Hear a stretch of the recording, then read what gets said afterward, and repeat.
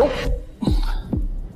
quando a gente fala de emissões de CO2, a gente tem uma perspectiva Brasil aqui, a gente vê que muitas vezes a gente discute sobre as emissões de gases de efeito estufa, né? Que no Brasil são da ordem de 2,4 gigatoneladas de CO2 equivalente por ano, né? Colocando o Brasil entre quinto e sexto maior emissor individual, né?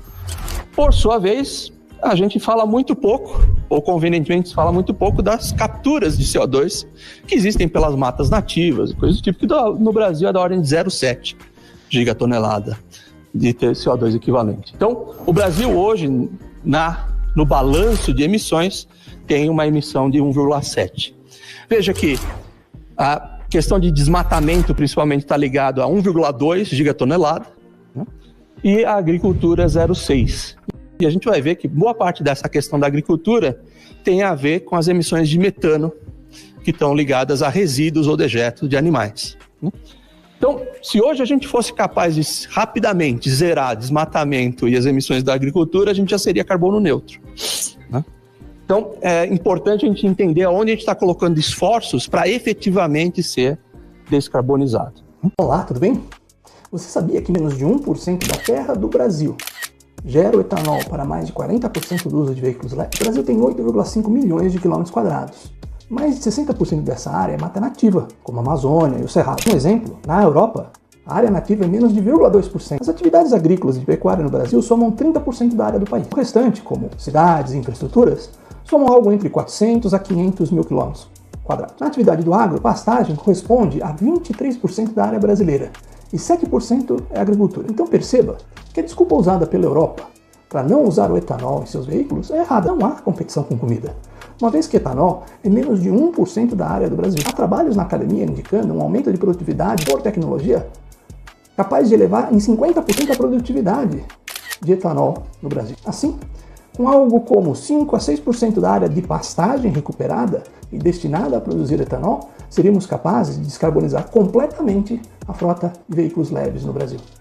Mas quem teria interesse que você não soubesse disso? O que as empresas precisam fazer para conscientizar as pessoas, as suas lideranças, a caminhar nessa direção de aumentar o uso do carbono cíclico, o André? Esse é um ponto importante que você está citando, Paulo, e a gente também tem uma preocupação, inclusive, em determinadas discussões, em diferentes fóruns, a gente tem apresentado um termo que a gente tem chamado de descarbonização viável, né?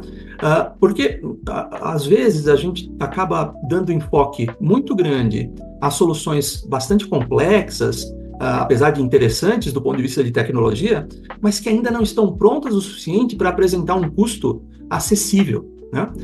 E com isso, se a gente simplesmente apostar que o caminho é adicionar tecnologias, não importa o custo, a gente vai ter um processo inflacionário significativo, o que é bastante crítico para um outro desafio igualmente grande na população como um todo, que é a desigualdade social. Uhum. Né? Hoje, por exemplo, os cidadãos da África subsaariana consomem de 10 a 15 vezes menos energia do que outras áreas do mundo.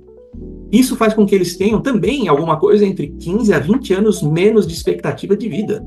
Energia é vida e é uma parte importante para vencer a desigualdade social. Então, essas soluções de descarbonização, elas são urgentes, né? Porém, a gente tem que dar bastante ênfase às soluções que nos ajudem a caminhar por perspectivas econômicas.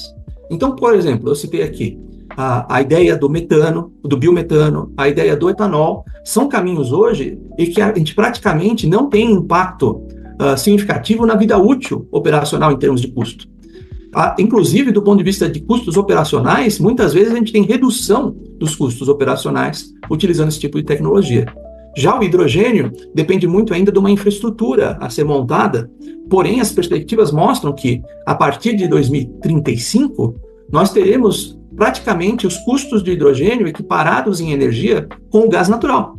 O que significa que usar gás natural ou usar hidrogênio vai ter o mesmo custo. Uhum. Então, isso é bastante importante, que a gente avance com as tecnologias de descarbonização para que a gente alcance capacidade de redução de custo, para que elas ganhem escala e a gente, com isso, garanta a redução da desigualdade social ao mesmo tempo que a gente impede o crescimento da concentração de gases de efeito estufa. Quem teria interesse que você não soubesse disso? Siga o nosso canal. Curta, comente e compartilhe o vídeo para que ele possa chegar a mais pessoas.